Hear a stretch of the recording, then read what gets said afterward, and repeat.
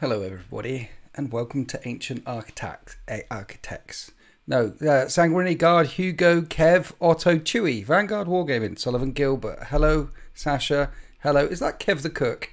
If you are Kev the Cook, instead of Kev3475, change it to Kev the Cook so I know who you are. But if you're not Kev the Cook, if you are Kev3479, then leave it as Kev3479. Thanks for becoming a member. Thanks for being a member.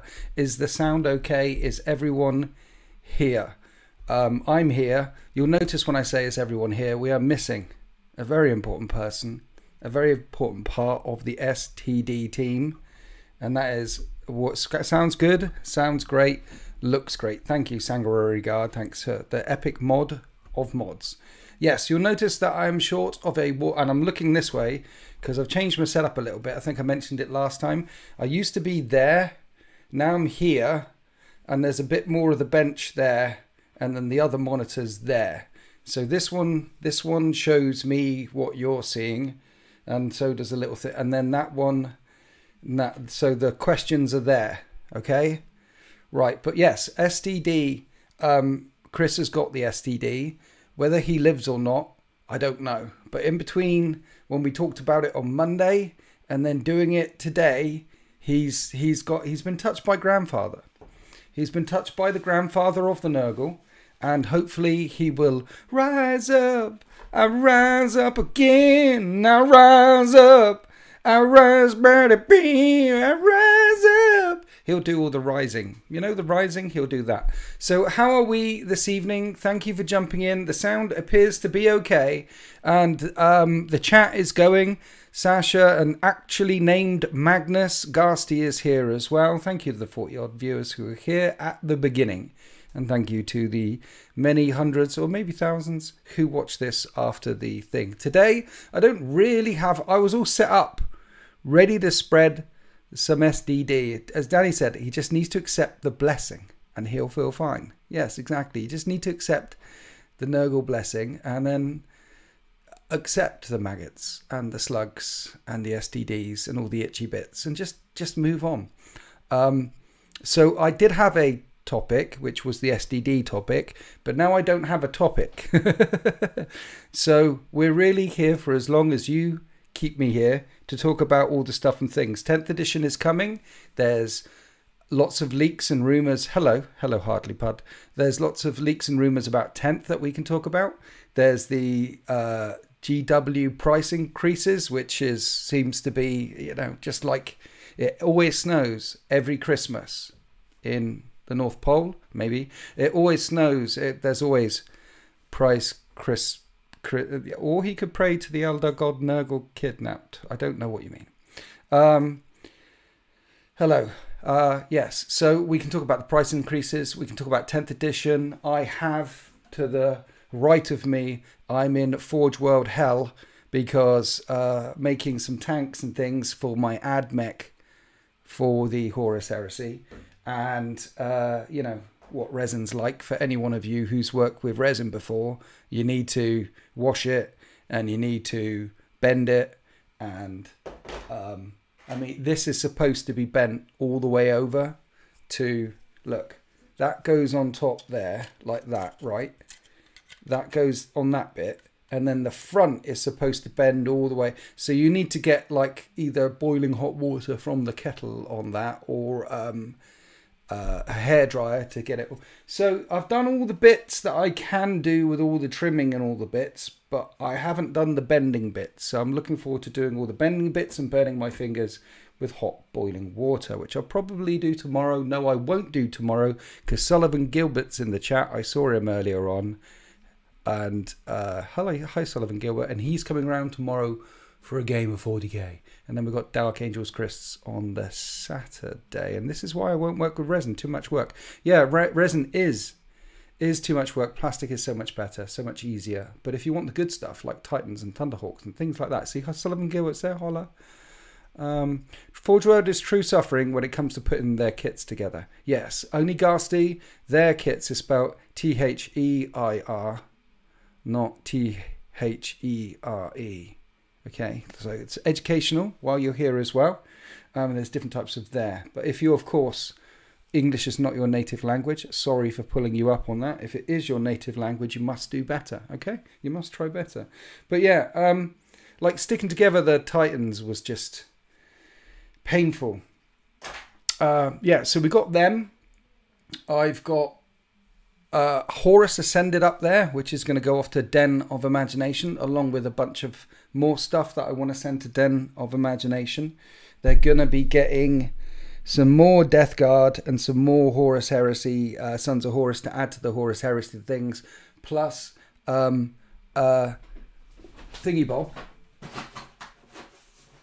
Support Bubble Sultan gave me like some Tau, so we're gonna be adding to all the Tau, because we've got about 4,000 points of painted Tau from Den of Imagination, the greatest painting studio in the Sol system, and they're gonna be getting another about 1,000 points there,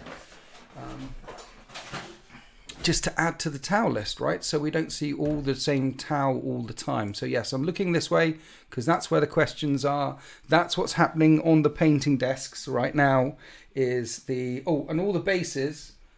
I've got about 3,000 points worth of Emperor's Children, and all the bases came through from marchofwar.co.uk, who has custom designed some new bases for the Emperor's Children that I've painted up, so I can stick them all on. And the idea is to add it, because March of War has got this ruins base range and this temple base range, and I wanted one in the middle so I could get some of the ruins, some of the temple, and this one in the middle as well, and I have basically 3 different packs worth of, or 3 different designs worth of stuff for. So I don't think any of the bases that will be on the Emperor's Children for the Horus Heresy will be exactly the same. Every single one is probably going to be different. There might be a couple doubled up in there, but as you know, March of War did the bases for my Necron army, so I turned around to March of War and said, hey, can you do the bases for the Emperor's Children as well? And he said yes. I also want to shout out the 2 people who bought a t-shirt in between this and live stream, and I've been mentioning the mugs for some time. And we're above 5 mugs now. We're at 8 mugs. I haven't got a mug with me today, though. But we're at 8 mugs. Someone bought 2. It's amazing. There's nearly 10 mugs in the world. With mine mug, 9 mugs in the world. I'm very, very pleased for everyone who bought the merch and things. I quite enjoyed the Den video on your Lunar Wolves. Thank you, Sanguinary Guard. When the Death Guards turn up, then I'll do another one like that, explaining why I've got the things that I've got and that painting. We've got 75 mugs watching right now. Lol.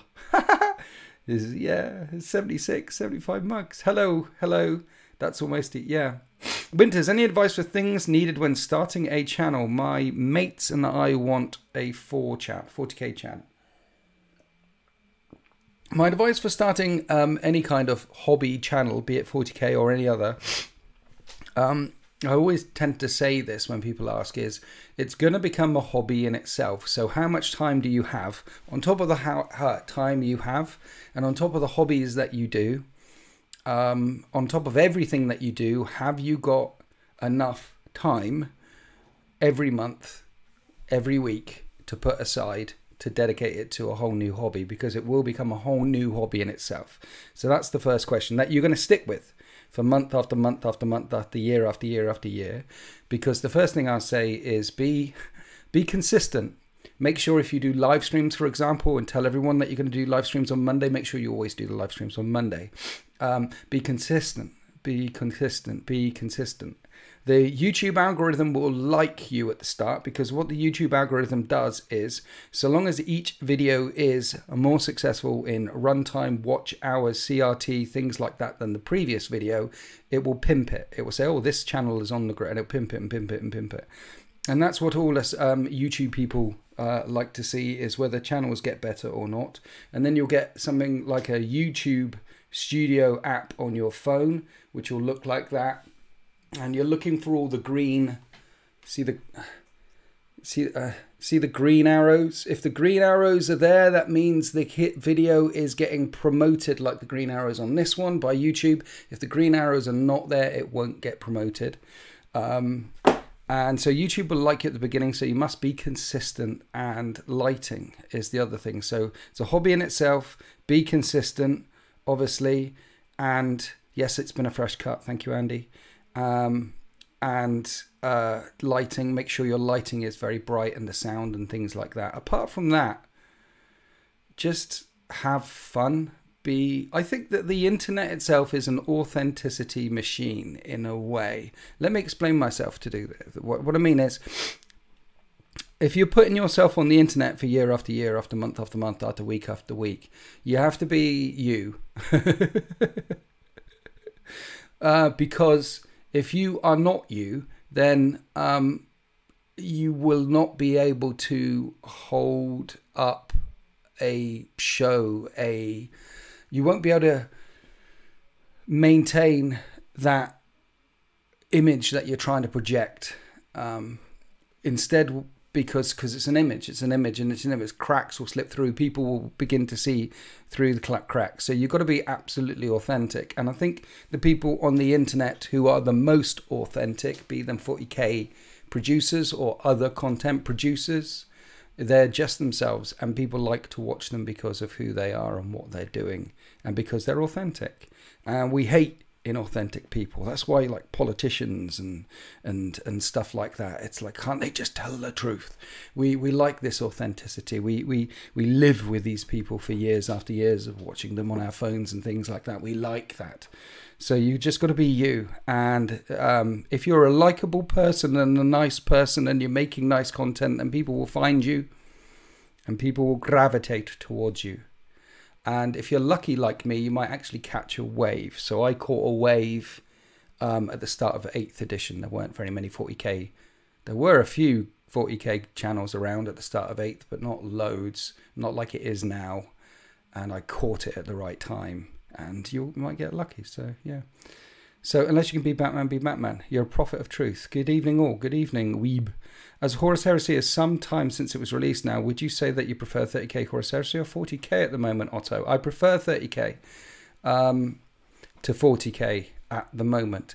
40K is... I like them both. I enjoy both. I enjoy both games. I enjoy playing with my toy miniatures, my toy soldiers, and waging war across the battlefield of the 41st or 31st millennium. It's great fun. 40K is more of a strategy game. It's more of a, what strats am I playing? It doesn't matter what direction your vehicle's pointed in. Morale doesn't matter in the sense that you're not going to be swept in one combat, or you're not going to fall back off the table.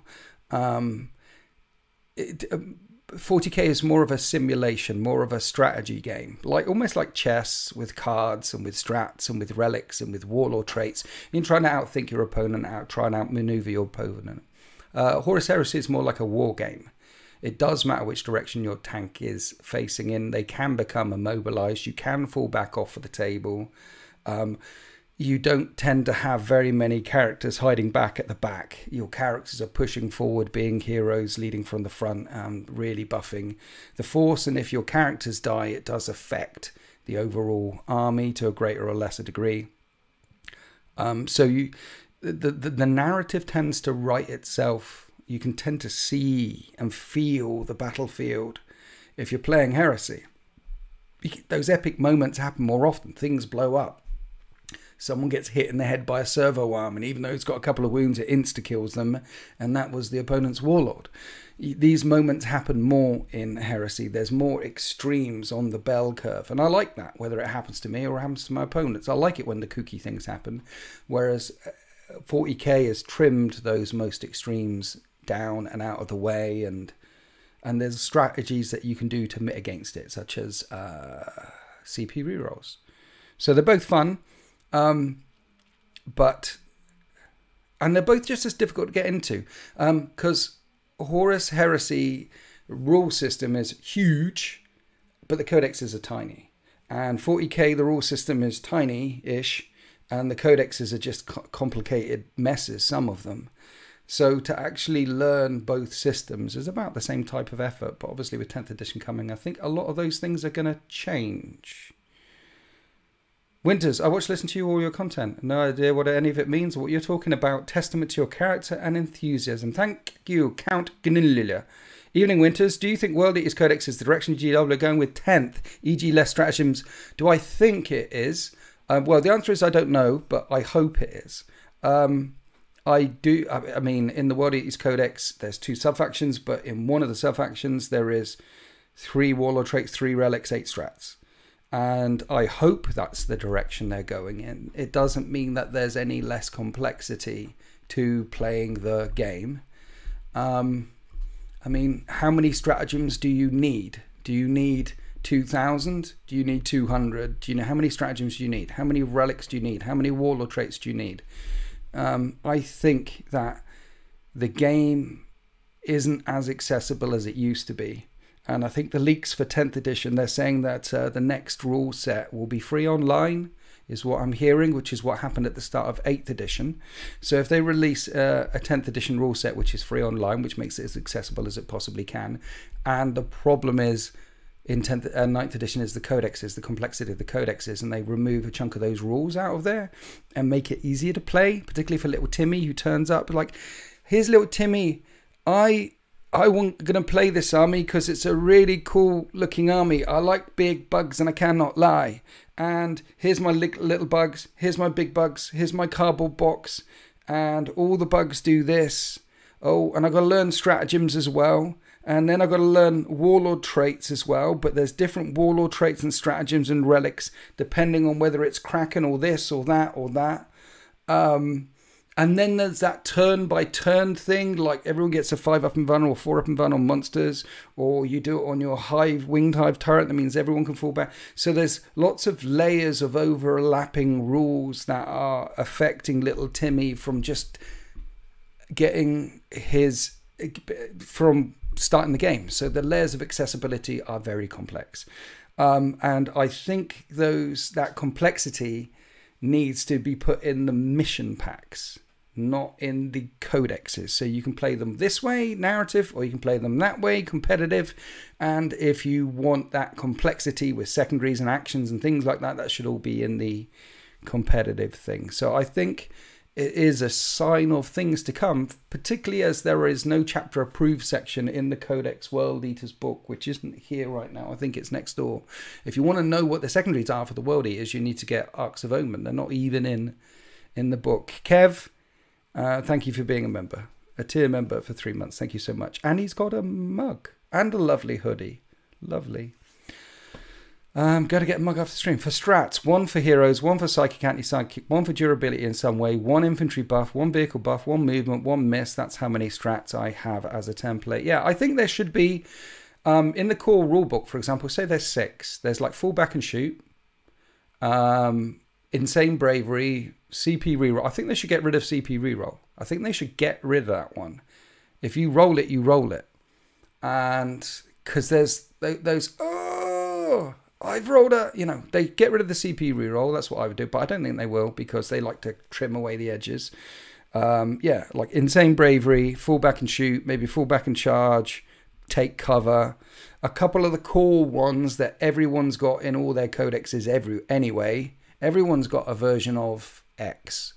So let's have those in the main codex, and let's have like 8 or 6 or however many in the individual codexes. Yeah.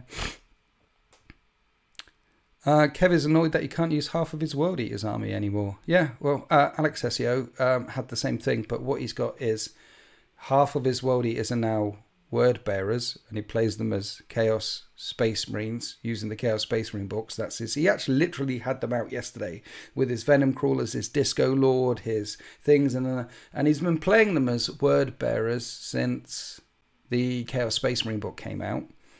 And he's now going to add some 8-bound and things like that to his World Eaters army. And essentially from his World Eaters, he's ended up with 2 armies going in 2 different directions. And this is how it grows. This is how it grows. Hi Sultan. Is Sultan in the chat somewhere? Is he? Hi Sultan if you're there. Sultan Plays. What's going on here then? Yeah, hi Sultan Plays. Hi. Do you remember the days when we used to go and play squash on a Wednesday? Bad back, can't do that. Online rules would never replace them through a codec. Yeah, they actually asked me, redacted, like, hey, what do you think of I forget. I was at a thing one day. Winters, you've had a haircut. I did. She went, Bzz, today, done. It's all because, you know, spring is springing in the middle of February. Happy Valentine's Day, everyone. Say hi, Sultan. So, yeah, they actually asked me, hey, in the future, what would you think of just all online rules? And I went, yeah, that. And then back to what I said earlier on about accessibility. If the rules were only available online, then there are some people who aren't online. Well, there are some people who find books more accessible. So there will be a big rule book. And if they moved all their codexes and all their rules and all their stuff all the time, always online, I think that will make the game less accessible to some people. And it'll make it less accessible to some people. There'll be steps you have to jump through, turn your computer on, get to the thing, and rather than pick up a book and read, like when you're sat on the sofa and Elementary is on in the background, and you're drinking your brandy soda, sipping on that brandy with some rocks and dipping some bourbons in it and thumbing through the codex. You won't have that feeling anymore. And we're collectors. That's the other thing. Everyone in this hobby, be it someone who plays the game or paints the game, or everyone is a collector first, right? No one starts this hobby. Little Timmy doesn't walk into the Games Workshop and say, I'm going to start collecting that army because I want to go to the ITC and smash and be the greatest. No, it doesn't start like that. People go into the shop and buy the thing because they like the look of the thing and it's a beautiful thing, and they see the thing and they go, OMG, that is an absolutely sterling thing. I want that thing. So we're collectors first, and we like books. And we like collecting the books too. We like reading the books, smelling the fresh book. Nothing like opening up that fresh codex and burying your face in it and licking the pages and going, ah, oh. Like that, those sorts of noises. So I like having a book. The 40k app is annoying. Yes, it is. I did have the 40k app. Have you ever tried, you know, the 40k app? Have you ever tried cancelling that app? In the end, I just had to go to the bank and say, stop giving these people money, because it's just, you know. I want to see something without paying GW. Yeah, isn't that what they started? I mean, yeah. You're a horrible pigman, Sultan Plays says. I'm a horrible pigman. You know me. Of course I'm a horrible pigman. I was like sniffing the thing, and I was doing my... And it's sort of, yeah. Anyway. Where are we? There was another question up above. How do I get the mouse from this screen onto this screen? There was a question up here. There were questions. Been having a blast with 30k? Yep. Thank you for great advice? Yep. It's resulted in more narrative? Yep. Lord Winters, I believe you made a pact with Slanesh in the making of your mugs. Coffee mugs. Coffee tastes better than ever before. Everyone needs to order a mug right now. Preach, brother Ralpheus. My mugs I did make a pact with Slanesh, and if you like the perfect amount of pleasure, then you will get yourself a Winters SEO. This is the way the world ends. Mug. Ah, dear. Hit the like button. We're at 46 likes. Thank you, Bobby Hopper. Hello, Winters. Greetings from the US East Coast. Dreamy Robot is in the US East Coast. Hello, Dreamy Robot. Oh, how's the weather over there? Have you tried playing 40k on a tabletop simulator? No. Why would I do that? Why would I bother playing 40k on a tabletop simulator when I have that next door? It just, you know, I'm spoiled for choice with armies and people coming around here. A mug arrived today, says Simply Warhammer. Awesome.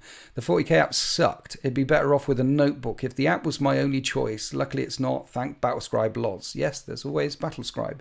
I find Battlescribe confusing as well, because everyone knows Battlescribe and how easy it is, right? But it's confusing because it involves buttons. Hello, Winters. What do you feel about Henry Cavill's announcement of a Warhammer TV series? I think it's very exciting, responsible adult. I don't think it's confirmed yet. I think it's still, but I'm very excited. He's keeping production rights as well, so it should be very IP friendly. Hugo Merchant has just gifted 10 subs, Hugo, and I checked the thing, Hugo. Thank you, everyone. Big up, shout up, Hugo, for his gifting. A warm hand on Hugo's entrance there.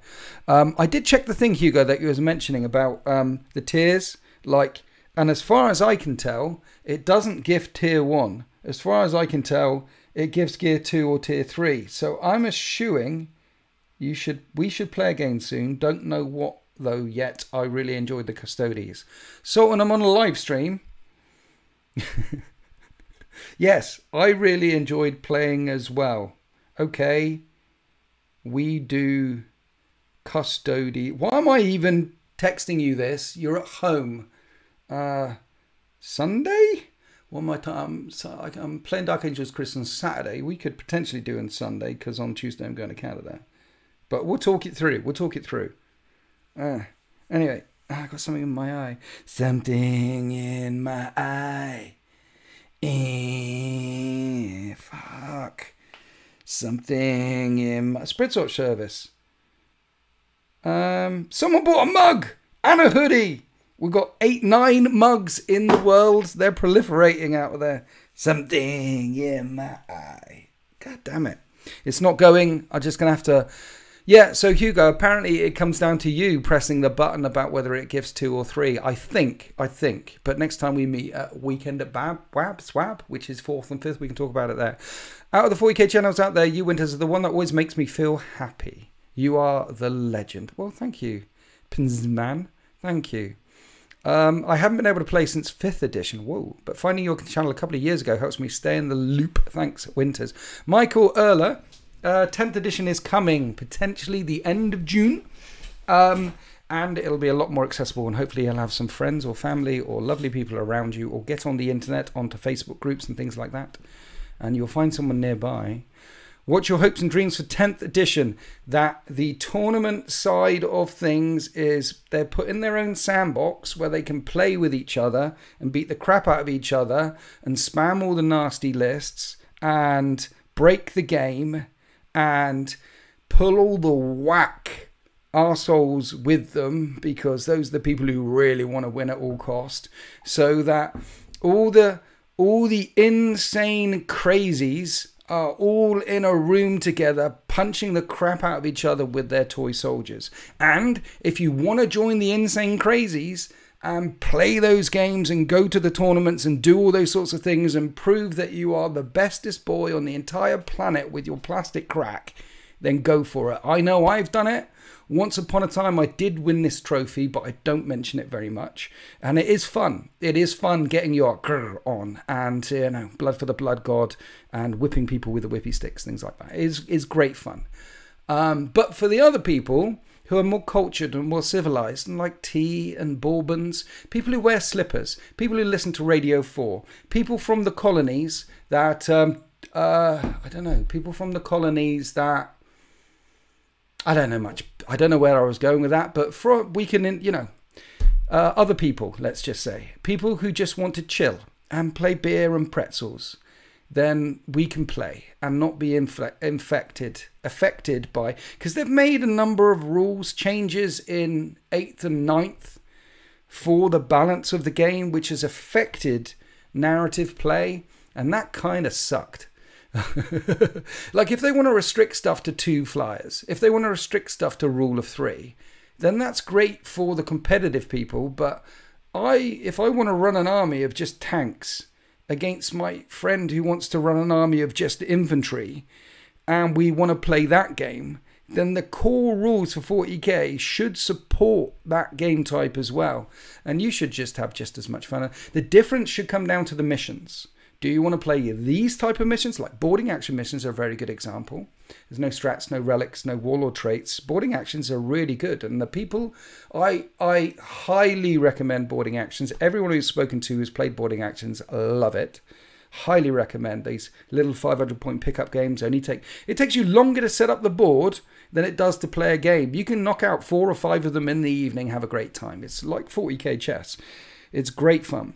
And it's still the same core rules, but if you play Tempest of War, then the mission pack is different. If you play Ox of Omen, the mission pack is different. So I want 10th edition to make more of a distinction between the different ways of playing, because they said open narrative match, it's a different way, and they didn't really. Yeah. Anyway, what trophy? I don't know. I try to. Whoa, you got my name right. Most people mess up the pronunciation. Okay. Played a load of 8th, hardly any 9th. Hoping for loads of 10th at the local game club with my Death Guard. Yeah, Ian Harvey, go to your local game club as well and play boarding actions. It is great fun. I hope they release indexes like they did in 8th. Yes.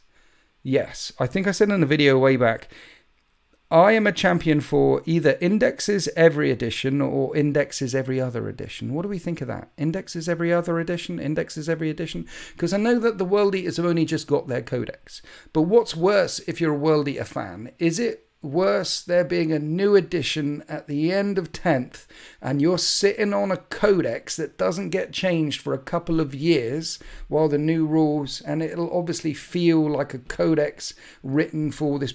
I mean, good Imperial Guard players, or who got their codexes later on into the thing. I'm looking over there.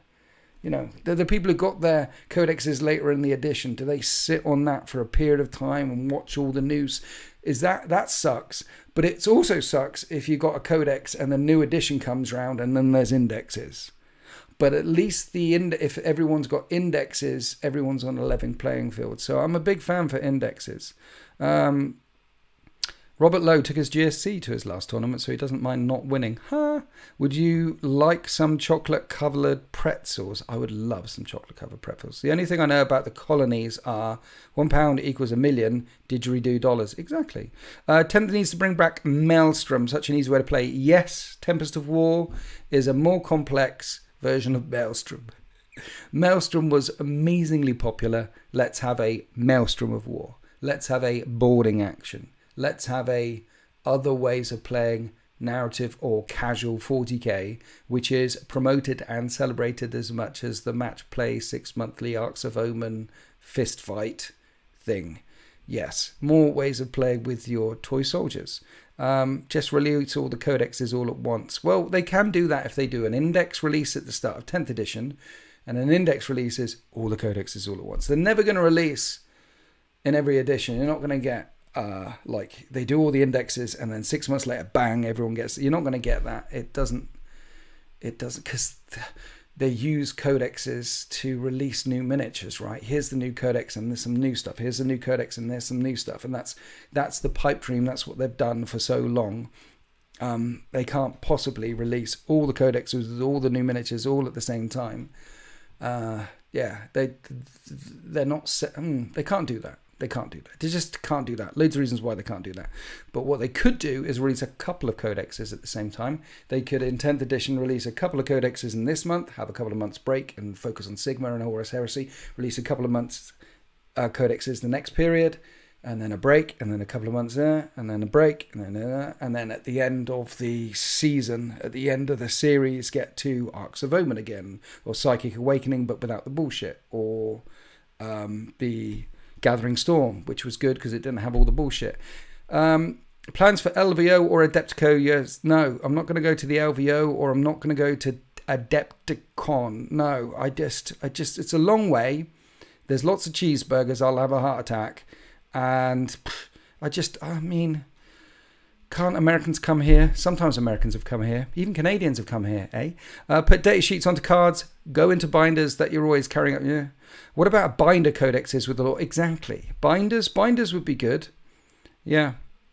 Good evening. Never managed to catch a live stream before. Well, hi, Tom Edwards. Now you have managed to catch a live stream. Now you're here, Tom.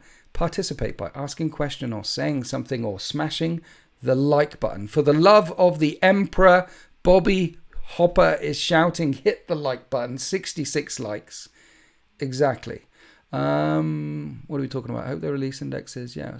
So yeah, I'm not going to go to Adepticon or the LVO or things like that because I don't like getting out of the house. I mean, it's dangerous out there. There's chaos, slanishy beasts, things like that. I mean, I could fly. It's also money. It's a lot of money to go all the way to the LVO. And I don't want to play in that tournament. And the narrative event, yeah. I play a lot of 40k. And then Adepticon, what am I going to do at Adepticon? I mean, what am I going to do in America? I'll go to a firing range and shoot some massive guns. That'd be awesome. Eat the cheeseburgers, mentioned that. Go to a Denny's, do that. That'd be great. Ride on a roller coaster. I mean, what else do you do when you go to America? I don't know.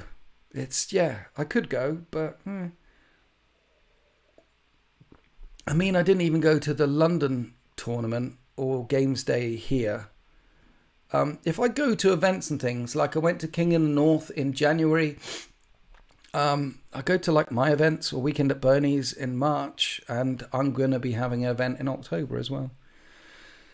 I have several guns you can shoot, says Bobby Hopper. Nice. Nice. What type of guns? Whoop. Lol. Already killed. Already liked. Also, your Nids army has inspired me to contrast paint some up winters. Yeah. Nids. Very simple to paint. Spray them white. And then on all the skin and all the chitin, either a wash. I actually use air on the Kraken.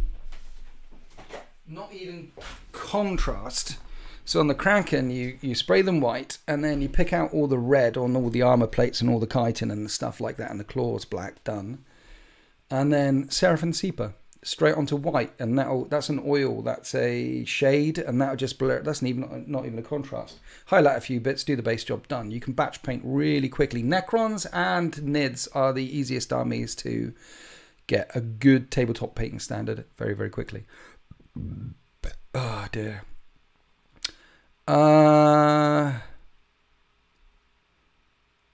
are we? When you go to America, you can come see me, the Sable Eye guy. I have pistols, rifles, and crossbows, says Bobby. Oh, Bobby, I'm beginning to like you. Nice.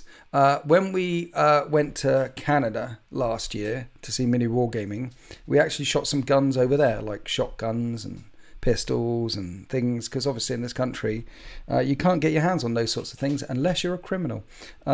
So over there we went there and shot some guns and things. And Mini Wargaming, I was on the Instagram, he like had the sniper round, because you got the sniper scope, right? And even I know from playing lots and lots and lots of Call of Duty that you don't hold the you don't put the sniper scope like that, you hold it away from your eye. But he put it again in his eye because it's hard, you know, and it went bang, and then stitches in his eye. And like, I'm going to go and see him next week, and like scars on his head. I remember when you got those scars. That's when you hang out with me shooting guns. Sounds dangerous to go to America land winters. I mean, yeah, it's dangerous leaving the house, right? Going anywhere is dangerous leaving the house. There's meteorites, there's zombies, there's Nurgle Plague. I'm here alone doing the STD on my own because Warsmith Chris spread some of the STD, and now he's doing the Nurgle play. He's not here. You see, I wish I had the energy to paint 120 boys and my Orc Jet and Defcopter. Yeah, yeah. As an American, I don't know. I recommend coming here. Lol. Well, I mean, as someone who lives in Swindon, I wouldn't recommend coming in here either. But yeah.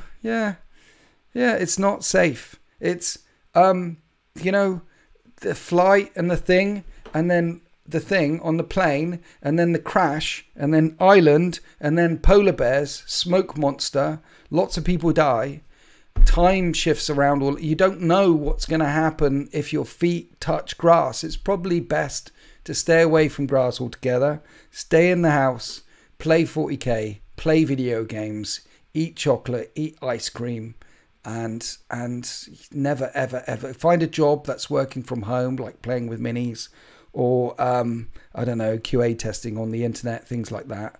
Swindon, tough gig. Yeah, I know. Hangry Kraken miniatures. I know. The best thing about Swindon is all the places that are not Swindon close to it.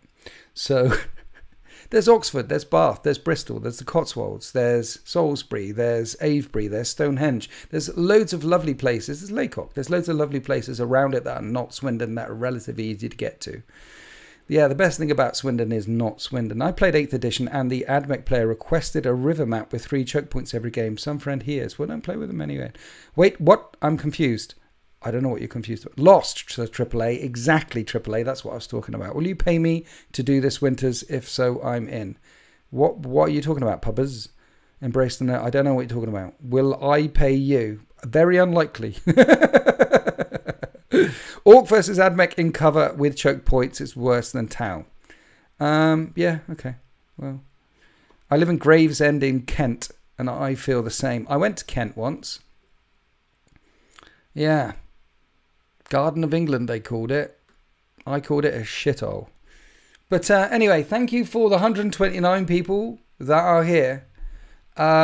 Hey Winters, my brother got me into 40k a couple of years ago by giving me some Death Guard and making me watch one of your battle reports with the edible things. Thank you for everything you do. Calder Stewart, here's some Death Guard. Watch this guy on the internet. You're now playing 40k. Brilliant, brilliant. I don't want to play 40k. Calder Stewart, you're playing. No, don't make me. I don't want to play the 40k. It's Death Guard. You'll like it when Grandfather Nurgle touches you. No, I don't want Grandfather Nurgle. And now he's playing 40k. That's a true story, that. Amazing. Hey, Death Guard are the best. That's what I played too. Sanguinary regard. A mate of mine was on a tram in London the other day and some drunk fella started waving a knife for no reason. He moved quick. Moral of the story, stay away from London. Capital cities, right? Any capital city in the world. Pick a capital city. Pick a city. Any city. Capital city. And there's going to be murder. Yeah, there's going to be crazies. In the place where there's 1,000 people, you might not get crazy. But in the place of 1 million people, I mean by crazy, I mean the in 1 million people, you're going to definitely get one crazy. In a city of 10 million people, there's at least 10 crazies. I don't know what the percentage is. It's probably more than 10. Lockdown Day 1 Titan Battle Report. Awesome battle report. Thank you, Sullivan Gilbert. I did enjoy making that one. I didn't know what I was doing at the time. And the idea just came to me. It's like I was standing in front of this burning bush and a voice from heaven came and said, you will now do this. So I did it. And it was like one, and it, yeah. Just don't leave the house and sit and paint minis. Safest option. Safest option. That's what I'm saying, Delta Flight. Stay inside, paint your minis, put on a nice game in the background to listen to or some nice bit of Audible and stay there, paint your minis, or glue your fingers together like you're a 12-year-old in a Vietnamese sweatshop doing the Forge World stuff. Do you have a schedule for live streams? Yes, I will be doing live streams on Monday. What is the ratio of normal people to crazy? Well, someone else Google that, yeah. Welcome to Stockholm, Sweden. Most grenade attacks per capita in the world. Hi, Otto from Sweden. Is it really most grenade attacks per capita in the world? Grenade attacks? Granada? I'm assuming you mean grenade. Are you sure? I mean, Syria. You're all amateurs, says Ozzy. I'm from Stoke. They filmed part of a post-apocalyptic movie here and didn't have to change anything for it. Nice. 888, you're 10 out of 10, can confirm. Do you have a schedule for your life? Yeah, I mean, look, one of the things, there was a person in the chat earlier on, which is, can I give some advice? And the advice is make sure you're consistent. So your audience knows when they can see you. So everyone knows. Reconnection, successful. Hello? I live near Element Gains in Stockport, so I regularly leave the house. I'd only buy a few things if I stuck online and no one noticed. I didn't touch anything. I didn't touch shit. Stream crashed when speaking about consistency. Well, there we go. Praise be the Omnissiah. I didn't touch nothing, guys. It wasn't me this time. It wasn't me. Who's replying to me on WhatsApp? Is this Sultan? Sultan Double Heart. See?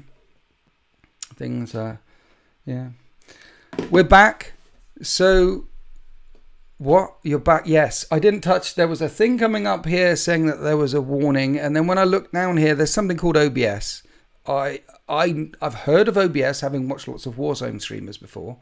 But I didn't do this. Someone else did this. And it keeps this going. I click on the YouTube, put it there, and click the button. And then the YouTube thing does the YouTube. And we pray to the machine spirit every single time. And hopefully the machine spirit answers our prayers and runs smoothly without a squeak. But there was a little squeak of the bum. But we're here. Must be an attack by the Swindon Tourism Agency. What were we talking about? I mean, what indeed was I talking about? I don't even know what I was talking about. See, it's gone now. We're playing Sullivan Gilbert and the Orcs versus 13th tomorrow. Playing Dark Angels Chris on Saturday. And that's going to be very, very exciting. I've got a couple of Horus Heresy ones locked in the bank in the PC that I need to do. There's a Death Guard one and an Iron Warriors one. And I need to get the Emperor's Children base so I can actually show them online. So that's all happening. Canada next week, see me in Wargaming Dave. Week after that is Weekend of Bernie's. So all very exciting things happening. And there will be an event. I think that's what I mentioned earlier on. I am doing a thing in October. I actually have the date somewhere, but I can't remember what it was. And the thing that I will be doing in October will be a one day, it's not a tournament, it's one day come and throw and have dice, and then there'll be 3 mini games, a bit like King of the North, like 1,250 point armies, but October is going to be after lots of 10th edition, so I don't know. The idea is the points count will be enough to play some patrol type missions, 3 of them in a day, and there'll be a raffle, and there'll be fun and shenanigans to be had, and there'll be some prize support for best armies and things like that. And one of the things I want to do is give away a full, set up a featured table with some of the best terrain that I have, including the battle mat with all the stones and all the lichen and all the stuff. And you can win a Winter's SEO table, including all the stones. I'll have a bag and picking them up at the end and putting the lichen in and putting all the, and including the battle mat, and you can win the whole thing. So that's coming in October. I'll keep you guys informed. I don't know. I mean, yeah, 10th edition. It's going to be a couple of months before the tickets go up. So we'll need a big rucksack. Wait, Google says Sweden has 11 grenade attacks in an 11-month period in 2019. Really? Well, if Google says that, it must be the truth. Google's also told me that Australia is a lie. Did you know that? The upside down doesn't exist? It's amazing what you find out on the internet. And did you know that the Earth is flat and gravity is fake, and that things don't fall down? That's fake. What happens is we're on this flat disk, which is going upwards at like 160 or 170 miles an hour. It's flying through space. So that's why things don't fall. We're sort of running into them. It's genius, isn't it? The things you learn from... I like it when things go boom, says Otto. I do. I like it when things go boom. I like big. Do you Swedish just sit at home and make bombs or something? I don't think they just do that, because grenades, you know, you can buy grenades, probably in Sweden. Winters, you are responsible for the following: 1,200 points of averagely painted Raven Wing. B, my son's lack of pocket money. Tau Necron. C, very many hours spent watching your battle reports. I'm terribly sorry, old bean. Particularly for your son's lack of pocket money. I demand compensation. Well, you're demanding to the wrong demander. We are all ruled by our lizard overlords. Yes, we are. Our birds aren't real. That's right. And that's what I heard about that, about the pandemic. Pigeons aren't real. And what they did in the pandemic, in the lockdown, is they kept everyone inside so they could replace all the batteries on the pigeons. Don't forget how the aliens built the pyramids. Yes, that definitely happened. The world is a disc on top of 4 elephants on top of a massive turtle. Samuel, you're the boy. Of course the world is riding a disc through space. R.I.P. I don't believe in giraffes. You don't believe in giraffes? I don't think giraffes believe in you either. Sanguinary Guard, no, just a big problem with criminality in the bigger cities. It's just a city thing. You go to cities around the world, okay, and you might get shot or stabbed or abducted or fall down a hole because there's a manhole and then you fall in the hole. You might get run over by something going really fast. There could be a giant lizard rampaging through the city, smashing things and fighter jets overhead. And when he smashes one of the things, the rock could come spinning down a couple of blocks away and hit you. And the name of that giant lizard could be Godzilla. And so, yeah, things like that happen in cities. Godzilla! That happens, you know. Allow me to introduce you to a magical concept of, it's called the police. Do yours just sit in their station and eat donuts like in there? So we're having a full-on conversation. Erebus didn't do anything bad. Pan Sagrek. Erebus didn't do anything bad. That's just a stick of dynamite over the fence, isn't it? It's like, catch! Whew. Erebus did nothing wrong. Run away. See if I'm going to... Oh, dear. Erebus is one of those... He's not a liked person, is he? He's not one of the liked ones. There's many bad guys in Warhammer Horus Heresy which are very much like... People like Khan. People love Khan. People love some of the bad guy Primarchs. Some people like some of the... I got quite a thing for Fabius Bill. He's the Frankenstein tinkering away at his lair. Oh, I put this in the eye of Node on the thing and the toad and give it laser beams and it'll be, you know, there's some very nice, interesting baddies in Heresy who have got some very compelling characters, and Erebus isn't one of them. Oh dear. We are all on the back of the turtle, Tom Edwards. We established that earlier. Is there lizard overalls, though? I'm not sure if there really is lizard overlords. I think we rule the lizards don't rule us. You love the random chat, Duke Spoon. I mean, keep going, Witness. Love your hat and love your random chat. Well, thank you. And Bobby Hopper has pitched in with the first donation of the day. Thank you so much, Bobby. I appreciate it. Can we give Bobby a round of applause? How do you feel about the narrative in Abaddon and Angron books, especially Angron?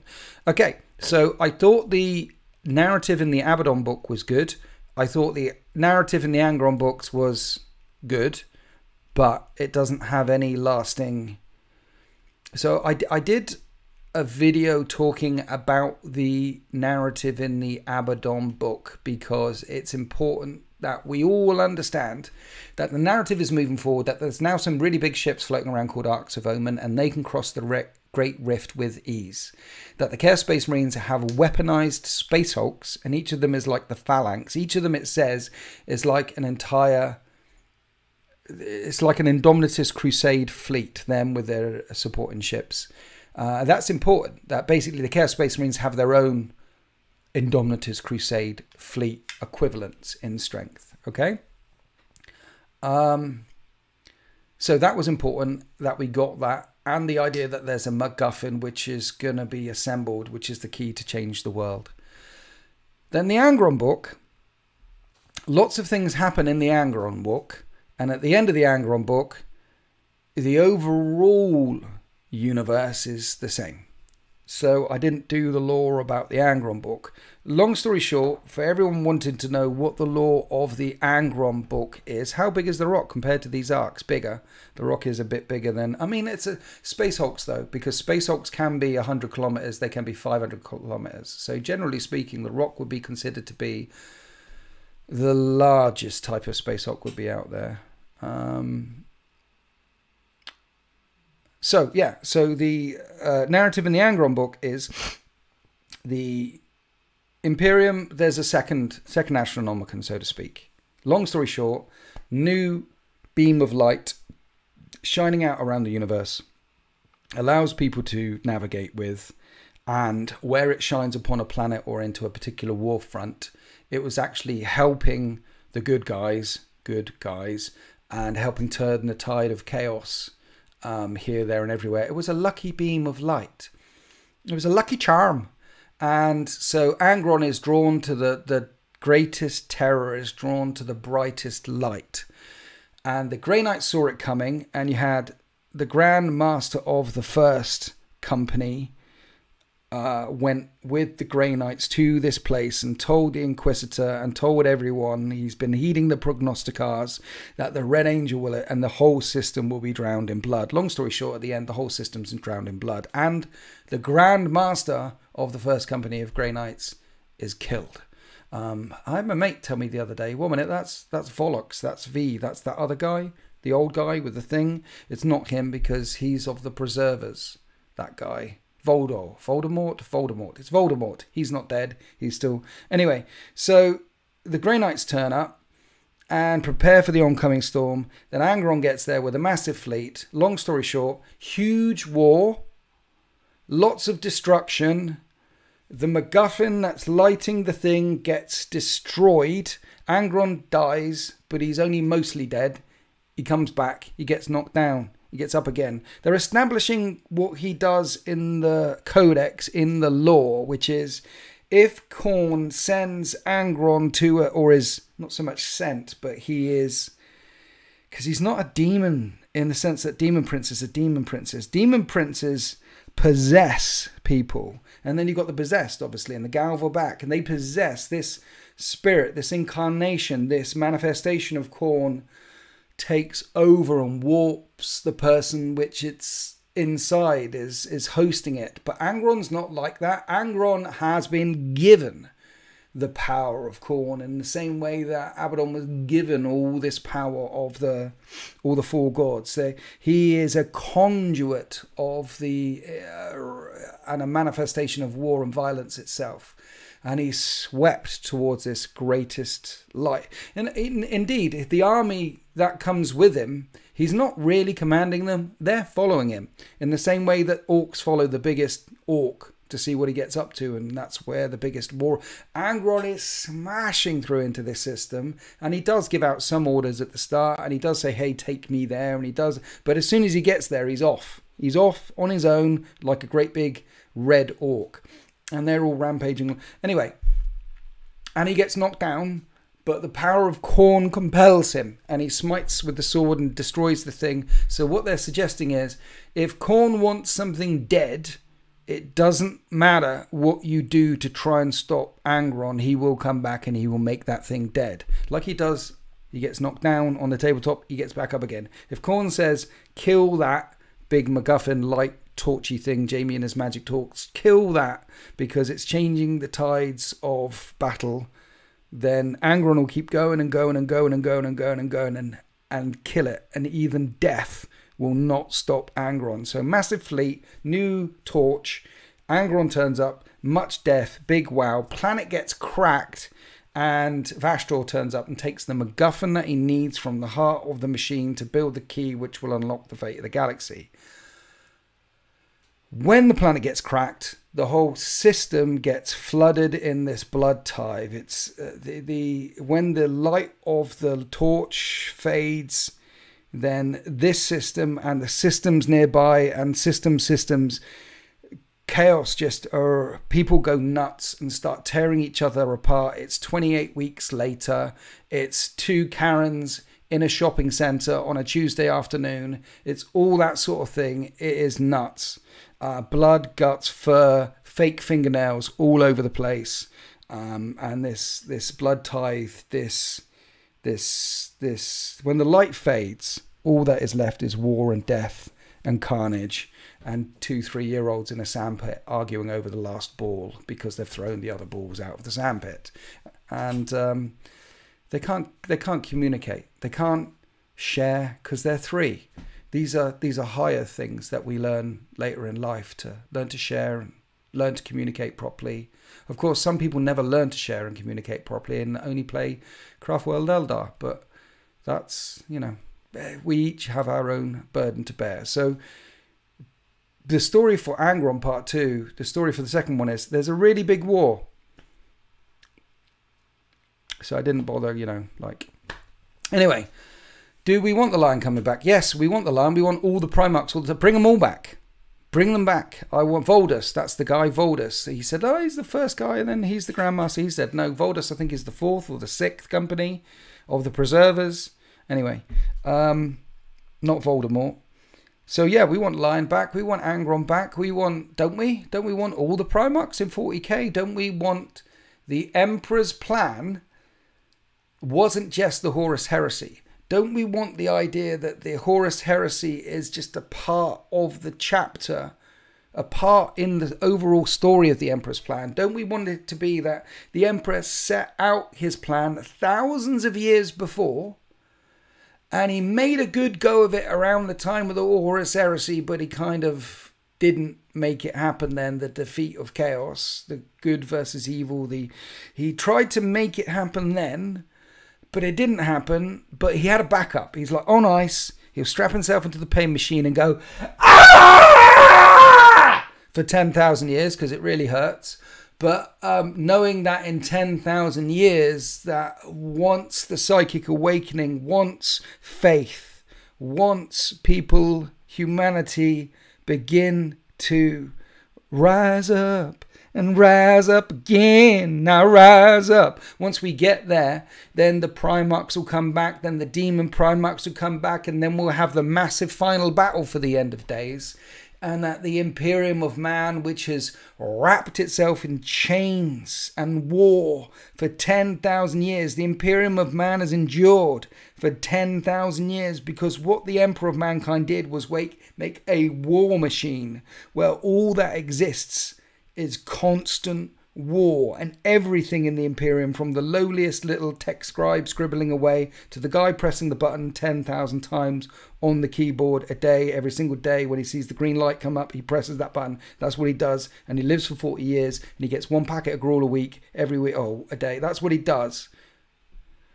He makes this war machine and wraps the Empire in steel so that when the final battle comes, there's enough of us that have awoken, there's enough pariahs, there is enough faith that we can overcome the gathering storm, the psychic awakening, and humanity can finally break on through to the other side. And they're never going to end that narrative. The idea is that there is only war, that we are playing in the apocalyptic wasteland of that only war for generation after generation after decade, and they should never ever end it, because then it would end, but also because the galaxy is really big. There's billions of stars. What was it?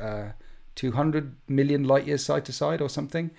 2 billion stars in the galaxy. Someone Google it. There's a lot of stars. There's a lot of planets out there. So a galaxy can't just end like a war ends. It'll take thousands. I mean, the Tyranids have got here, and technically that's the death of the galaxy, surely. It's an organism that eats galaxies, and the only way to beat an organism that eats galaxies is if in the entire galaxy, chaos. Make friends with the Imperium, make friends with the Eldar, make friends with, all get together to fight off the organism that eats galaxies.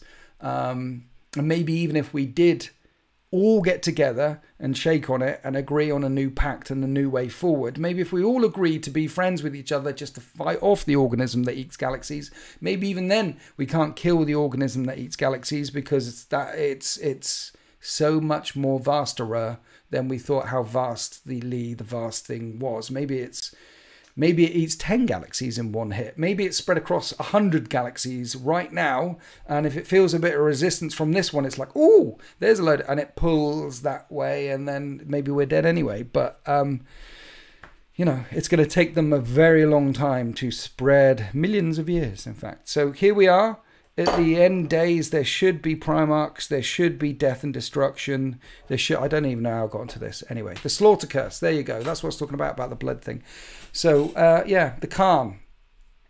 I would start, where are we? Winters, have you listened to Garrow Knight of Grey yet? I'm itching to hear your thoughts. Hi, Max Gregor. I am partway through Garrow Knight of Grey.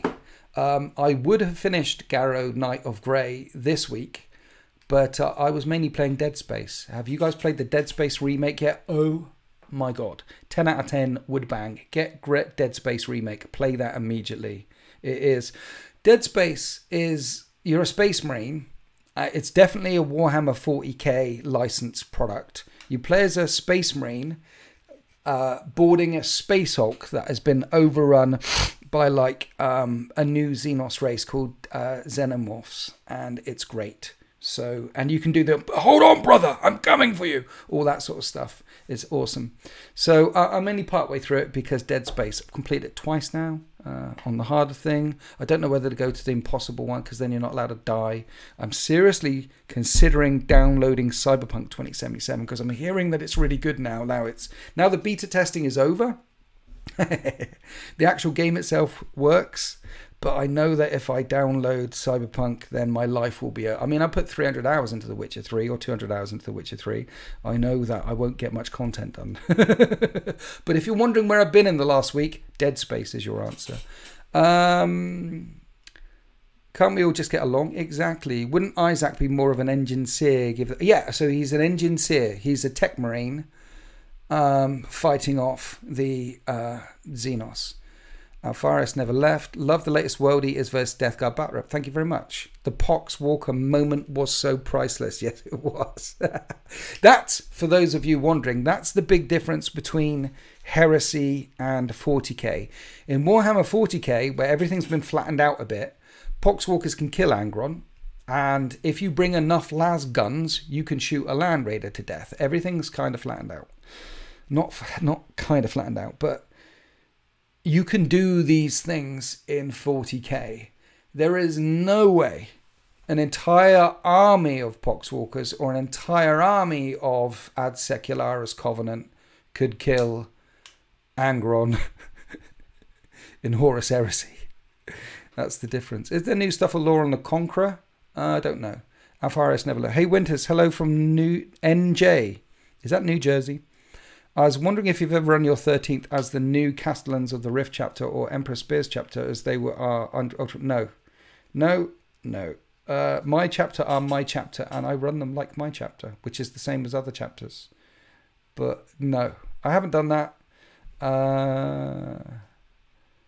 Have you read? No, I've done that one. So is there new lore on the... No, don't. Is there new lore on the Conqueror? Is that twice you've asked, is there new lore on the Conqueror? New stuff or lore on the Conqueror? As in their ship, the Conqueror. The Conqueror as in the ship for Angron. I mean, it's still around. It's in the Angron book. It breaks through the fleet. It gets mauled. It's the Conqueror. And then it gets out of there, I think. So, yeah. White Scars are so fun. Speed win games. Movement is good. Winters, how many armies do you own? I don't know. I mean, not including Horus Heresy. I think I'm up to about 13 40k armies. And Horus Heresy, I'm up to 1, 2, 3, 4. But one of them is Custody, so it doesn't count. Because it's also... I have enough Heresy in my Custodes army to play them as Heresy or Loyalists or 40k. I'm not really interested at this time on getting any new armies. I'm more interested in building the Horus Heresy collection that I have and adding to some of the armies that I have right now. Like I want to, or Sultan's looking after the Tau. I want to do the Tau thing, the Mechanicum thing. There's a bunch of stuff that... Does this remind you of anything, by the way? You know, anyone? Yeah, so... Can you lore pill me on the Primarch of the White Scars? Where is he supposed to be? He's supposed to be in the Webway, chasing after the Harlequin. He's supposed to be... So the Khan went into the Webway to find the Black Library. And the Black Library is the Hallowed Grail, the font of all knowledge, where all the big books are. Where all the big books are, they cannot lie. You other mother... Yeah, so he's supposed to have been led into the web by the Harlequins, which means that he could come out tomorrow, and he's only been in there for 10 minutes, because that's how time works. What legion is your Horus Heresy army? I've got Sons of Horus, Emperor's Children, Mechanicum, and Custodes. The Den of Imagination are painting Death Guard right now. So that'll be the Death Guard. And Alex SEO has sent off his World Eaters to marchofwar.co.uk, who also have a painting studio. The idea is that I'll have the 4 legions from, or we will have the 4 legions from the Isfahan 3, from the first betrayal. And we can play a series of events around the Isfahan 3 Coral City events from book 3 of the Horus Heresy series. And then once they're done, it's either going to be... I think it's going to be Night Lords. We're going to move on to Isfahan 5. And I'd really like some kind of Night Lord stuff. By about... I want to say the end of April, I should have at least 4,000 points of 4 different Horus Heresy armies, which will give lots of different looks that we can look at. Which is good, because then you're going to have May and June, which is going to be the transition period from this edition to 10th edition. And normally what happens when the new edition comes around is Games Workshop turn around to us, content creators. Like, we hear about these things on we hear about these things at the same time that you hear about these things. You'd think they'd let content creators know like a month in advance, but this hobby is so leaky that they don't trust any of us. So we hear about it at the same time when you hear about it. And what happens is if I've got too many battle reports lined up ready to go, then some of them, there's no point releasing them after the edition changes. So every edition change, and sometimes every codex change, I end up losing, not every codex change, but some codex changes, I end up losing battle reports that I filmed. There is a way around that, though. If the person's turning up to play me and they'll say, hey, I want to play with this army, I might say, well, we know that codex is probably coming out in the next month to the next 6 months. So let's not play Chaos Space Marines. Can we play something else instead? So I don't have a battle report that is going to come out on the Monday, and then on the Friday we've got a brand new codex. It's like, and so I'm hoping to bridge a bit of the gap from 9th edition to 10th edition with some Horus Heresy content. See, I've got a plan. I've even got a plan. I've never had a plan for a whole thing before. What legion is your plug? Awesome. I didn't know that. Plug all the time. Any news on your custom army? Yeah, the custom army that Den of Imagination are designing for me, we've got a name for it now. It's changed to Outcasts and Renegades. We are making a base sculpts and chaos sculpts. So you can get a Renegade Guard army without spikes or a Renegade Guard army with spikes. The idea is if you want them to have that chaos look, then there'll be additions that you can put onto some of the miniatures to make them a little bit more spiky, a bit more scully, or you can leave them off to make them just a branch of humanity that's been not part of the Imperium for the last 10,000 years. We're going to come up with, there's going to be a Stalker tank to start,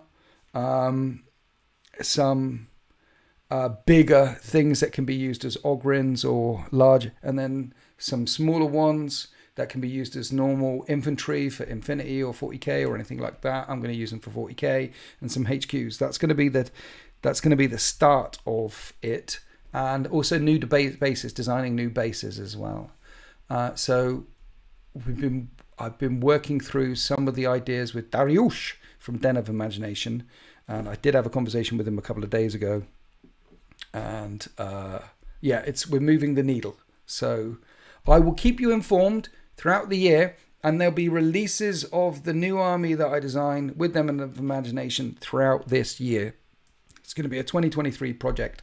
By the end of 2023, I should have 3,000 or 4,000 points of Outlaws, Outcasts, and Renegades, which can be played in many different game systems, and I will play them as Guard, and they will be Renegade Guard, and I'm really looking forward to doing that and showing what they look. And the other thing we're going to do is they're going to be painted in a winters, in an Arctic, in a tundra type scheme. So, you know, my army, and so it looked really, really cool. So I'm looking forward to showing you that. If you are interested in joining into the Wild Mesh Patreon, then go to Patreon on Wild Mesh. There's different things, and then you can watch some of the sculpts as they get developed. So, and you'll have access to the STL files if you're a 3D printer person as the sculpts for the new army get developed. That's Wild Mesh on Patreon. Whenever I get the bits, I will make videos and keep you informed throughout all the year and tell you how you can buy the miniatures if you don't have 3D printers and things like that. Why are they worried about leaks? Have they not had their vegetables? Huh? Are you going to link the lore of your Heresy Death Guard force to your 40k one like the Brothers Grimm? Also, do you have any currently available Space Marine units on your wish list for the 13th? I'm not going to link the lore for the Death Guard to the Brothers Grimm, no.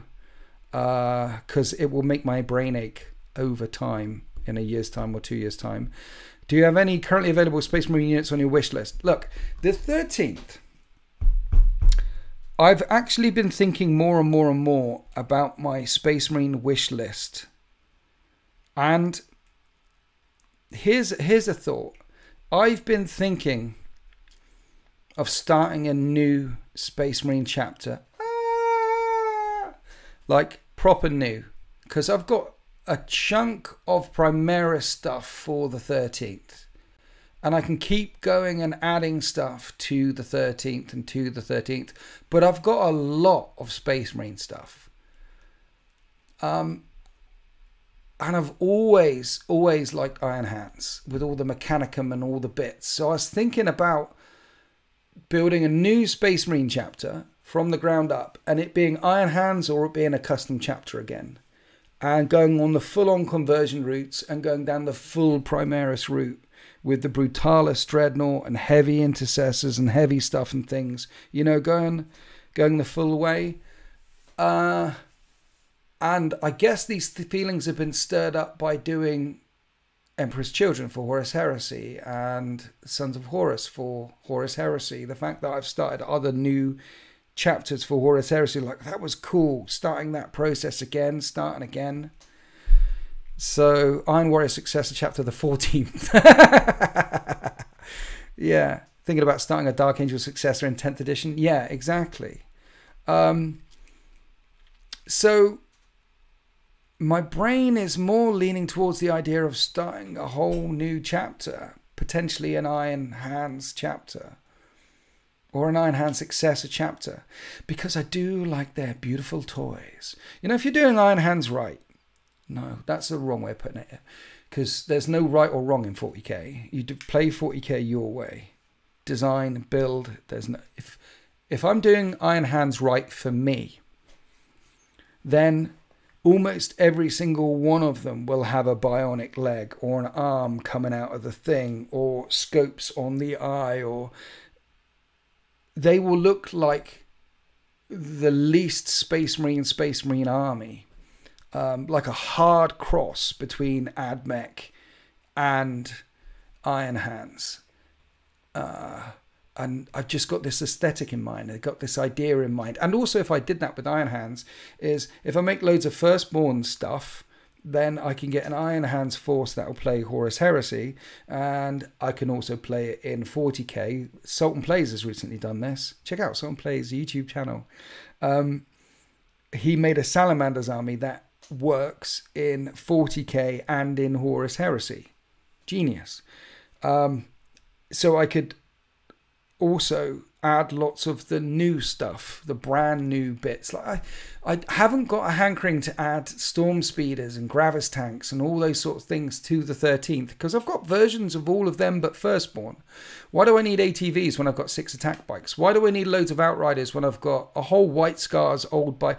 I could add the new bits to my Space Marines, but it's just bigger, buffer versions of things that I've already got. It's like, here's a cheeseburger, here's a double cheeseburger, here's a lovely Sunday roast, here's a bigger Sunday roast with extra York things and the thing, and a bottle of wine and some chocolate cake. Cake afterwards. Who doesn't like chocolate cake? Cake afterwards as well. Yeah, so adding to it, my brain is feeling more like I wanna do something new, do something different. Do you know what I mean? Do you still build paint miniatures or commission it? I still build paint miniatures. I don't commission everything all the time. So the Necron project, there's a video on my YouTube channel called Winters, looking back at, what is it called, guys? War Thunder wants to know. I did a video at the end of last year where I looked back at 2020, and I called Looking Back at 2020 with Winters SEO. It's got 9,500 views so far, and in it I showed that I was it's begun. Dariush from Den of there you go. Outcasts and Renegades already started. Well done, Dariush.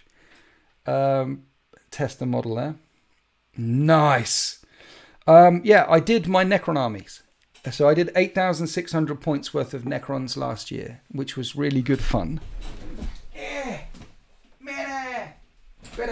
Basically, I went to Warhammer World with my mates, with some of the SEOs, and we were walking around, and I saw this, and I'd never seen a Tesseract Vault in the flesh before. And I thought, oh my Emperor, I need to have that model. I've seen it on battle reports, but in the flesh, it just looks beautiful. So I started collecting Necrons. And I always like having my own. So do I build, paint miniatures, commission it? I do my own miniatures. I like having a project in the background. I like listening to Warhammer 40k on the YouTubes. I like Luton very, very much. I like Baltimore, and I like listening to some Audible books in the background, like, as I said, you know, Forge World Resin, tanks coming, Krios Assault tanks for Horus Heresy. Those are the projects that I've got on at the moment. So I've always got something on in the background that I'm doing. Last year was a bit unique in the fact that I was able to bang out a whole 8,600 points of Necrons, because the 13th I painted all of them, the Admech I painted all of them, my Knights I painted all of them. There's a couple of my armies that I've painted. My Mechanicum I painted all of them. So if I want to add to those armies, I can't send them off to get commissioned. I have to add to them, which I love. Adding to my armies, watching them grow, watching them expand over time. So there's always some projects on in the background where I'm adding to this, adding to this, adding to this, adding to this. But actually having the time to build a whole army from the ground up was very, very exciting. So I did commission the Sons of Horus for Horus Heresy, but the 3,000 points of Emperor's Children that you will see very shortly, I painted myself. And by the time I'm done, I'll have about 4,000 points of Emperor's Children that I've painted myself. So the answer to your question is yes and no. I do some stuff myself, but obviously running a YouTube channel and things, I'm lucky enough to have some commission people working with me. Den of Imagination painting studio, the greatest painting studio in the Sol system, working with me, and I can get extra bits done and add extra armies and show you guys more and more and more and more looks and different types of battle reports and things like that. Iron Hands culture in the Horus Heresy is my least favourite. They disappointed me the most. The Salamanders thought their Primarch was dead too, and they didn't fall as far as the Iron Hands did. And see, the thing about the Salamanders is they never thought their Primarch was dead. Their rallying cry was Vulcan lives. Vulcan lives. There is... it's mentioned in... It's mentioned actually as early as book 3, when Horus falls to the blade on Davin, and they're arguing outside the door. He's been put into the chaos thing, and he's in the dream world, and Loken flies down and argues with Toruk, Little Horus and Abaddon and Torgadon, and he has a proper argument with them. And the guys say, no, if he had died through the doors, we'd know it, we'd feel it. And this conversation comes up from many different chapters, all the way through the Horus Heresy. The notion that if their Primarch dies, not only hypnotized and not only bred into them with this hypnotherapy, hypno understanding of the world, this brainwashed understanding of the world, this is the way to look at the world, and you must follow your Primarch, and you must follow your brother, and you must defend your brother, and honor, and all that sort of stuff. It's also bred into them at a genetic level that the idea of brotherhood, the idea of sacrifice, the idea that their Primarch must be followed. When their Primarchs walk into a room, it's half the time they just have to collapse down onto their knees. The presence of these beings is such that it automatically forces respect, and automatically they know when they die. It's wired into their souls itself. And the Salamanders always refused to believe that Vulcan had died. Vulcan lives. Vulcan lives. Vulcan lives. And what we see with the Iron Hands is what happens when they know their Primarch has died. And it's part of the tragedy of the Iron Hands that Ferrus Manus, the flesh is weak, is only part of the saying. So one of the Iron Tenth's sayings is the flesh is weak. but that is only part of the quote. It's like the flesh is weak and therefore the will to overcome is, I forget what the two parts of the saying are, but long story short, Ferrus Manus had a dream to take his legion away from their worship, their veneration, their over-dependence on mechanical bits after the heresy, after the Great Crusade, and he never got to bring about that goal. So there's a whole tragedy running through the story of the Iron Hands, and they're also the backstory to them pre-heresy and how they are constructed, the trials of fire, the trials of iron. There's some really the Iron Hands is one of those legions which on the surface people think, oh, that's just me, like Ultramarine. Some people think that, but there's, as in every single one of the legions without exception, there's layers and layers and layers and layers and layers, except for the World Eaters. There's not very many layers there. Oculus Imperia is also a really good channel to have on the background. Yeah, to be fair, the Salamanders thought Thorvald died. Numenon insisted he lived. Some of them thought he died, some of them thought he lived, but generally speaking, over a period of time, they never truly, even, Numenon insisted he lived, and some of them, oh, he's dead, and that uncertainty, it's, there is a suggestion that when a Primarch dies, the sons know it. Hello from South Dakota. Any plans on putting your narrative twist on boarding actions? I'd love to see it. There aren't any plans to put any narrative twists on boarding actions right now. I did do a number of campaigns such as Pride Before Dawn and Midnight Broken and Broken Midnight, which are in the deployment zone. I will be doing... See, what's going to happen is 10th edition's coming and Horus Heresy and things like that. So we're in a kind of holding pattern, waiting for 10th, because it's March, April, May, June, and then we'll be in 10th.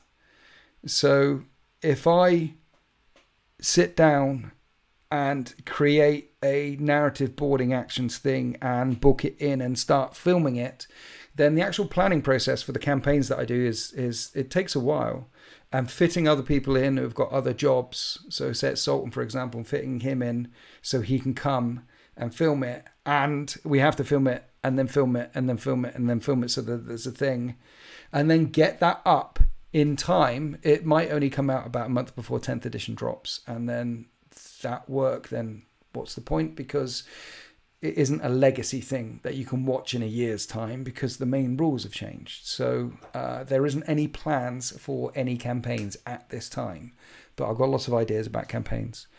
Iron Hands are hardcore. That's the point. Iron endures, right? They are the legion. That I did an SDD with 2 SDDs with Chris, and they're really good fun about the Primarchs and the legions. And we go through the first 10 in the first one and the second 10 in the second one.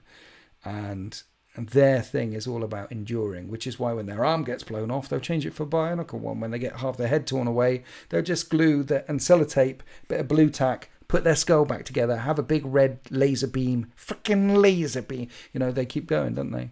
Do you think Lionel Johnson will be in 10th edition? Yes, absolutely. I think he'll be in... Yes, I do. And what Games Workshop need to do, what Games Workshop should do, say 10th edition comes out and Lion comes out very quickly.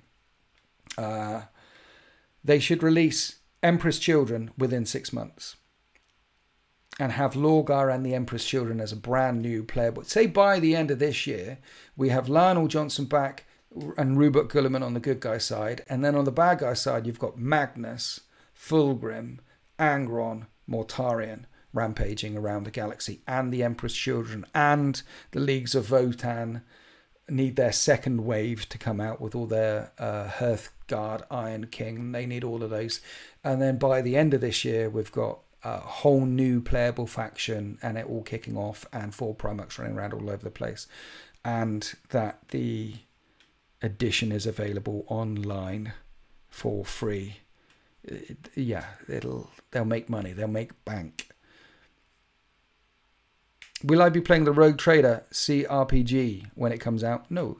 Bit of a random note here, but it's kind of crazy. We're at the end of Siege of Terror now with the End of the Dead part. I know. It is, isn't it? It is mental. I do, you know, yeah. Iron Endures, it's not even a strong metal. Yeah.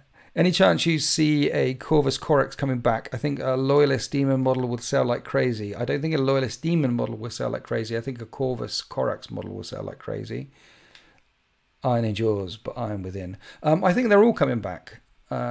Sworn to the Light. I think over time they're all coming back.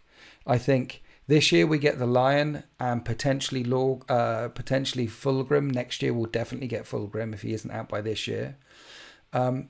They just print money. We'll get the Khan back. We'll get Vulcan back. We'll get Corax back. They're coming back bit by bit by bit for the end games, for the supermassive fight, which is about to unfold across the battlefields of the 41st millennium. They're all coming back for 40k. Yeah, for 40k. Yeah. Why wouldn't they? Your Games Workshop, you made miniatures and they sold.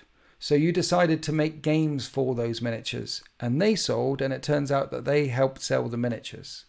But you're a miniature selling company and you ignore the game for a very, very long time, and your old CEO, Kirby, says no one really plays this game anyway. He was famously quoted as saying no one plays the game anyway, and didn't give a shit about the game development department for a very, very long time. Then he left, and there's a groundswell, a change behind the scenes at Games Workshop, and they realise that their games do help sell the miniatures. And not only that, they realise finally that their IP is worth more than the miniatures itself, because the IP is now selling books, and it's selling video games, and it's selling Dawn of War, and it's selling Space Marines, and it's doing all this. And it's like, holy shitballs, our IP is actually worth more than the miniatures that we're selling. And so they set a whole game system around this IP that they developed called the Horus Heresy. And that sold like hotcakes, and it sold so much that they've launched a whole new game system, the Horus Heresy in plastic. Their IP sells so much of their plastic crack that they had the plastic crack, and from the plastic crack, IP came out of it. And now there is plastic crack. Ah! It fell. There is plastic crack coming out of the IP, and the Primarchs are coming out of that IP so much that over time in 40k, bit by bit by bit, they're going to keep ramping up the only war, and we're going to get another Primarch and another Demon Primarch, and bam, ba bam, ba bam, because Primarchs sell. Yeah. What's your opinion on a 4-way free-for-all, and do you have plans to do more videos of 4-way free-for-all? Love to see you guys having a laugh. What's my opinion on 4-way free-for-alls? One person always gets picked on, which is funny. If you're in a room with 4 people and all 4 of you don't care if there is some... if one person is going to get treated very unfairly, because one of those 4 is obviously going to have a bad time of it compared to just maths. Not all 4 of you can have a great time of the dice rolling. One of you can. So the other 3 will pick on the one that, if you think that's funny, then go for it. I don't plan on doing anything like that at the time, because I said earlier we are in a holding pattern for 10th edition. As a long-time Blood Angels player, I think Sanguinius coming back cheapens the sacrifice. Well, this is the thing. Will Sanguinius, so there's 4 confirmed dead. There's Kurz, Ferrus Manus, Sanguinius, and Horus. So they're confirmed dead. But are they really? So with 4 confirmed dead, that means there's 14 left. They've got at least 14 to bring back. And we've had 3. There's going to be 4 coming. We've had 4. There's going to be 5 coming very soon. There's at least 14 to come back before they need to cheapen sacrifice. I mean, they could bring Horus back. They could bring. There's loads of things that they could do. I'm not sure if they'll bring back confirmed dead ones. And they're certainly not a thing that we need to worry about for a very long time. if we will ever get a Gaunt's Ghost TV show. Gaunt's Ghost TV show would be a great idea. I think Henry Cavill should do that one, because it's basically in the trenches that you could do that. It's got no Space Marines. It's got no massive great... so doing an Eisenhorn TV show will involve a lot more stage design and CGI than doing a Gaunt's Ghost stage show, for example. Kurz confirmed dead. Yeah. Yeah, 4 Kurz... Horror, Sanguinius, Ferrous Mounts, yes. But imagine how cool it would be if Dante and Mephiston fused into a Neo-Sanguinius in a time of need. Yeah, that's, the Sanguinor, what is he? Is he... yeah. I only want Layman back. Yeah, Limina will come back. Limina Russ will come back. Lacan will come back. Vulcan will come back. Vulcan lives. Over time, they will come back, because they sell, and they're a miniature making company. So this year we're getting the Lion. Next year we're probably getting Fulgrim, or we might get him at the end of the... I think they should release him by the end of this year, but we might get him next year. Yeah. 40k the musical. Anyway, I've banged on for a very long time. I try not to go on for... Yeah, it's been nearly 2 hours. So, Jago Sevatar needs to come back. Sevatar, it's got a so cool model in Horus Heresy, right? Primaris Drago. After all the Primarchs come back and they run out of everything, Primaris Drago. Drago's already Primaris, didn't you know? If the Echo of the Angel that is in the Vengeful Spirit interacts with the Sanguinor, then maybe something will happen. Yeah. It's the Vengeful Spirit's been in the warp for a very long time. Bobby dropping in with another donation. Thank you very much. I seriously believe Games Workshop should bring you on as a narrative consultant. It may not be what you'd want, but this hobby would benefit a great deal from your narrative mind. My opinion, of course. Bobby Hopper, you speak the truth. If only they'd speak to me as a narrative consultant. I can steer them in a right direction.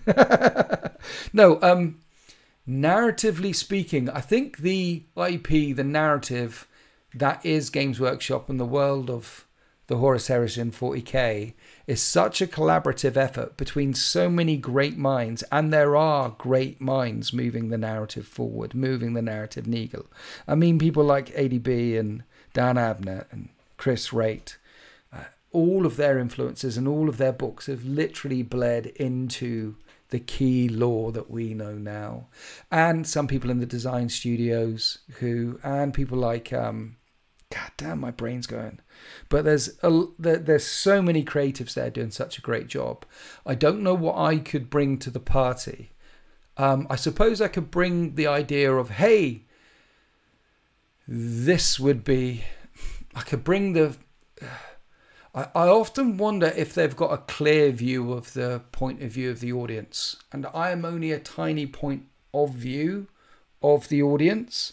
And they do hear a lot of the point of view of the audience from the competitive scene. Because I do know that they, from the rules writing point of view and the design studio's point of view, that they have a connection at least with some people at Games Workshop Towers, with some of the ITC and the Mournival and the competitive side of things.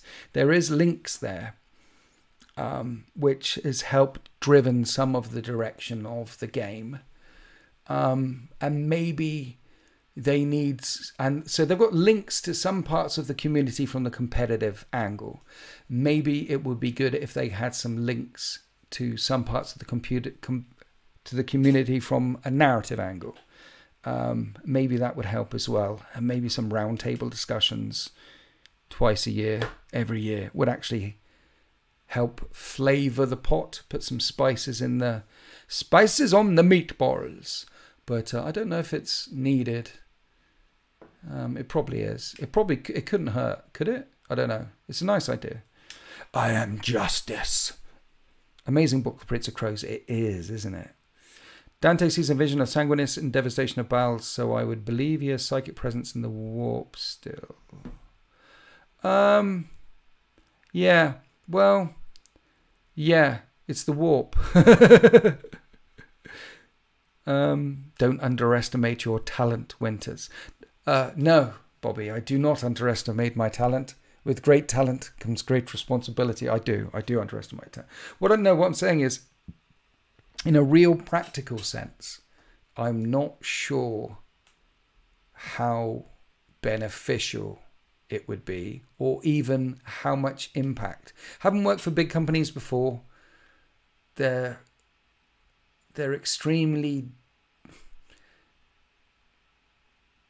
big companies. Essentially function to maximize the return on shares, and legally that's what they have to do. The board of directors have a legal responsibility to try and maximize profits, to return profits to it. That's what their legal goal is. And in fact, if a board of directors and CEOs and things like that are found in a court of law to try and not do that, then they can be sued, and they often are sued. So when you get to big companies, there can be inputs into that model from the outside, poking here or there, but it doesn't nudge the needle very much unless those things that feed in end up generating their own revenue over time, and then they get yeah, there's probably some economics people out there who could explain it a lot better than me, but space sharks, no, they're not coming. I've been playing since 1983. This is my take. Modern books, amazing. Yeah, tabletop depends on who you are playing with to maximize fun paying. Yeah, that's it. The modern books are amazing, and it depends on who you're playing with to maximize fun, which is why it is important to make sure when you're playing, to make sure your opponent has as much fun as possible. That is your goal. I'll try and make sure my opponent has as much fun as possible. And if everyone is trying to make sure that their opponent has as much fun as possible, and your opponent's trying to do that as well, guess what? Everyone has as much fun as possible. You can't win every game, but you can have fun every game. If you only have fun when you're winning, then you're not gonna have as much fun as someone who has fun at every single game they play. And helping your opponent have as much fun as possible is a very, very important part of this process. If Henry the Cavill is the Emperor of Mankind, Winters of Malcador, thank you. The warp's concept of time is similar to Bo Burnham's A Little Bit of Everything All the Time. Everything, Everywhere, All at Once. Great movie. I treat 4K like a dinner date. You want to have fun. Exactly. You want to have fun. We want to have fun while we're playing with our toy soldiers. When we're touching our toys, we want to touch them lovingly and in a fun kind of way.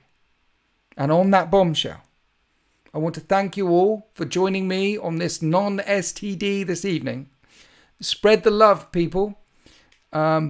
Make sure that you're helping your opponent have the best game they possibly can be. Telling them all about the things that you're doing when you're going to do. Be the change that you want to see in the world. And thank you to everyone who's bought a Winters SEO mug. We're up to 9 mugs now. The mug count is at 9. Yes, there was one this evening, so we're on a 9 count mug streak. I appreciate you. Maybe the next time we do another live stream, we'll actually be able to break 10. The second time I've dropped the microphone over this evening. I hope to come back. So if you want to catch the Winters SEO live streams, you can catch them every single Monday without fail on YouTube, because consistency is key, except for all those Mondays that I am not here doing a live stream. The next one I hope to do on a Monday, though. We'll see. And maybe I'll have actually something to show you other than the bits of Forge World that I just happen to have glued together and not stuck together. Where are the mugs sold from? Mark H. Yes, that's a good question. Go to YouTube and go to my channel, and then you'll find a store.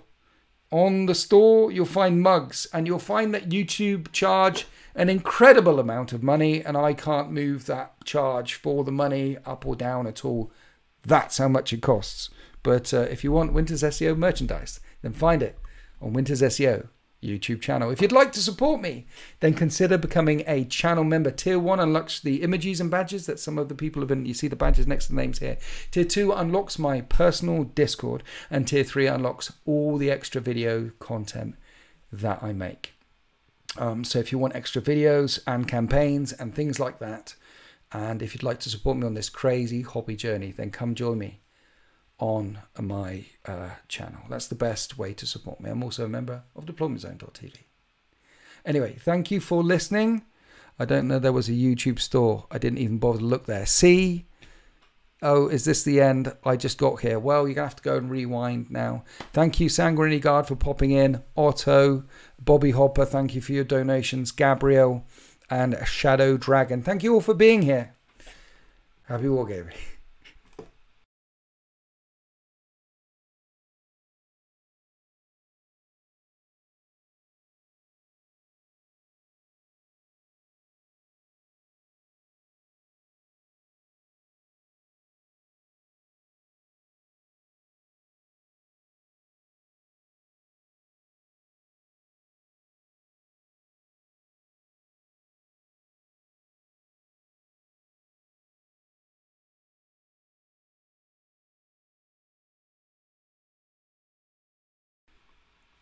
Shadow Dragon, thank you for your... I was just pressing the buttons and £10 donate. Thank you, Shadow Dragon. Love you. Bye.